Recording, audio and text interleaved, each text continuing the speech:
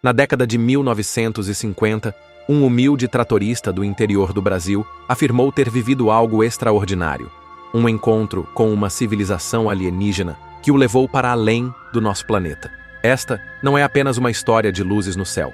É um relato repleto de detalhes tão avançados para a época que ainda hoje despertam fascínio e debate. Embarque conosco nesta jornada incrível, enquanto exploramos a história de um homem cuja vida mudou após 8 dias desaparecido. Fique até o final para descobrir quem é o tratorista e o que aconteceu com ele. Relaxe e pegue uma pipoca, porque nesta noite é hora da história.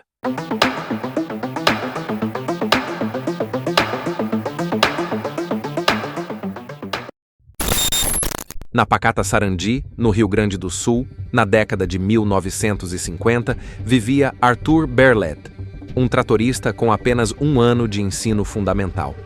Descendente de imigrantes alemães, ele aprendeu alemão em casa, uma habilidade que mais tarde seria crucial. Para complementar a renda, Arthur também trabalhava como fotógrafo ambulante, capturando retratos de famílias no interior, que eram cuidadosamente pintados à mão. Em 14 de maio de 1958, ele estava na localidade de Natalino, entregando fotos prontas. Ao perder o último ônibus para a cidade, decidiu caminhar os 18 quilômetros de volta por uma estrada de terra. Quando a noite caiu, uma luz estranha no mato chamou sua atenção.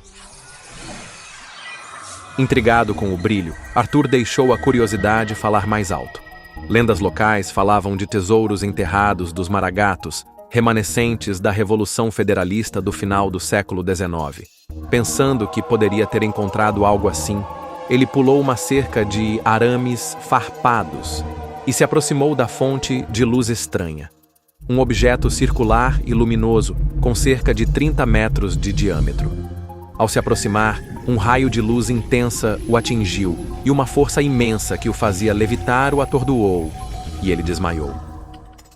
Quando recobrou a consciência, Arthur estava deitado em uma sala esterilizada, parecida com um hospital.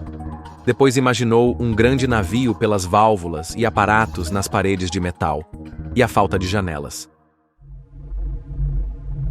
Arthur foi conduzido por corredores e câmaras quando passou por uma janela e avistou um lugar escuro e as estrelas, e a aproximação de algo gigantesco, redondo. O módulo se aproximou e foi então que ele percebeu que poderia estar em uma nave espacial, até pisar em terra firme, em uma cidade completamente diferente de tudo que conhecia. Havia prédios altos com paredes que emitiam luz própria, ruas estreitas cheias de pessoas e veículos voadores cruzando o céu. Ele se sentia leve, como se tivesse perdido metade do peso, mas com os ombros estranhamente mais largos na gravidade incomum. Os habitantes pareciam humanos, mas falavam uma língua incompreensível. Desesperado para se comunicar, ele tentou o português, sem sucesso.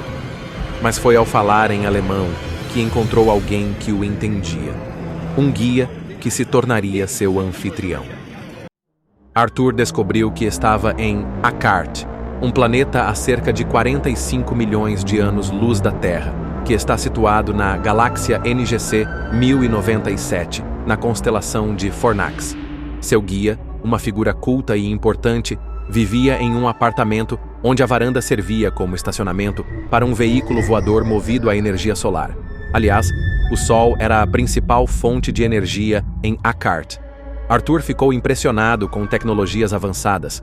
Aparelhos que conseguiam ver objetos em alta definição na Terra a grandes distâncias, monitores que captavam transmissões de rádio e TV terráqueas e até um dispositivo semelhante a um telefone com vídeo.